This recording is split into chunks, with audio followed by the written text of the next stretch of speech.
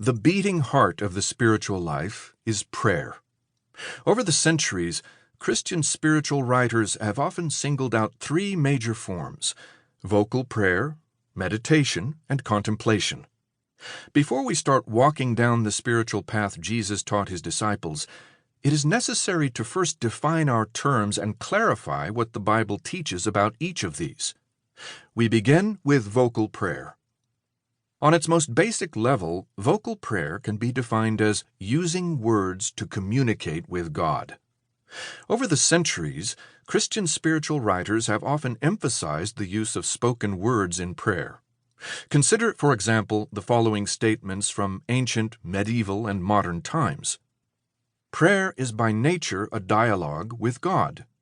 John Climacus, 7th century. Prayer is the requesting of good things from God. John Damascene, 8th century. In vocal prayer, the mind and heart must be attentive to what you say. Teresa of Avila, 16th century. Since human beings have souls and bodies, the translation of interior thoughts and feelings into exterior words is a natural form of communication. For this reason, vocal prayer has always been regarded as an essential part of the spiritual life. In the 16th century, the great Spanish mystic Teresa of Avila once described vocal prayer, when spoken from the heart, as the door of entry to the interior life of the soul. Why is praying with words so important? Why not just skip over vocal prayer and go straight to silent meditation or contemplation? The answer? Jesus himself, following the Jewish scriptures, used words when he prayed. Moreover, when asked by his disciples to teach them how to pray, Jesus gave them specific words to say in the Lord's Prayer. See Luke chapter 11, verses 1 to 4. In this chapter, we'll take a few moments to look at Jesus and the Jewish roots of vocal prayer. The Jewish roots of vocal prayer. In order to understand the teaching of Jesus on vocal prayer, we have to begin by looking at vocal prayer in the Jewish scriptures. Vocal prayer in Jewish scripture.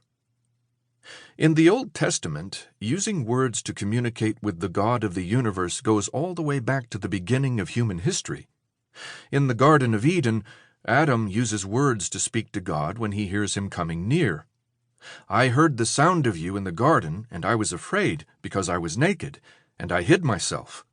Genesis chapter 3, verse 10. Likewise, Abraham uses words to intercede for Lot and the people of Sodom. Behold, I have taken upon myself to speak to the Lord, I who am but dust and ashes. Genesis chapter 18, verse 27. When God appears to Moses in the burning bush, Moses uses words to say to God, Here am I. Exodus chapter 3, verse 4. Sometimes vocal prayer can be spoken so quietly that it is virtually silent, as when Hannah, the mother of Samuel, begs God to give her the gift of a son. Hannah was speaking in her heart, only her lips moved and her voice was not heard. 1 Samuel chapter 1, verse 13. When her request is granted by God, Hannah responds with one of the most famous vocal prayers in all of Jewish scripture, known as the Song of Hannah. My heart exults in the Lord. My strength is exalted in the Lord. My mouth derides my enemies, because I rejoice in your salvation. 1 Samuel chapter 2, verse 1. Notice that in both cases, Hannah speaks to God from her heart. In context, this does not refer to an organ in her body. In Jewish scripture, the heart, Hebrew leb, refers to the deepest part of a human being, the hidden center, the inner person. In the Hebrew conception of a human being, the heart is not only the seat of emotions, it is also the seat of memories, thoughts, and decisions.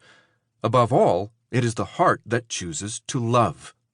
Thus, speaking from the heart is the essence of true vocal prayer. The Book of Psalms, masterpiece of vocal prayer. The Book of Psalms is the indisputable masterpiece of vocal prayer in the Jewish scriptures. Indeed, it is nothing other than a collection of 150 vocal prayers. In the original Hebrew, these psalms are called praises, Hebrew tehillim, because many of them are prayers of thanksgiving, adoration, and praise. The Psalms explain not only what vocal prayer is, but how it is to be practiced,